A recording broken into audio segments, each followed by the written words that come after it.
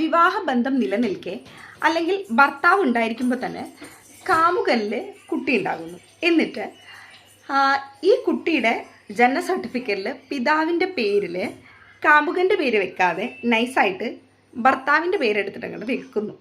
ഭർത്താവ് നേരെ കോടതിയിലേക്ക്, ഹൈക്കോടതിയിലേക്ക് പോകുന്നു. ആ ജനന സർട്ടിഫിക്കറ്റിൽ ഒറിജിനൽ പിതാവ് ഞാനല്ല, എൻ്റെ പേര് മാറ്റണം എന്നുള്ളത്.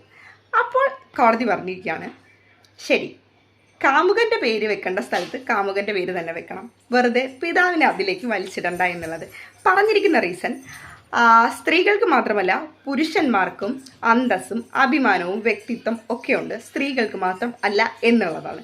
അപ്പോൾ ഇങ്ങനെ കാമുകന്മാരുടെ ഈ കുട്ടി ഉണ്ടായിട്ട് ഭർത്താവിൻ്റെ തലയിലേക്ക് വെച്ചു കൊടുത്ത് ഭർത്താവിൻ്റെ പേരെടുത്ത് അപ്പുറത്തേക്ക് വെക്കുന്ന എല്ലാ സ്ത്രീകളും ഈ കാര്യങ്ങൾ മനസ്സിലാക്കിയിരിക്കുക. അപ്പോൾ ഈ വീഡിയോ എല്ലാവർക്കും ഷെയർ ചെയ്ത് കൊടുക്കുക.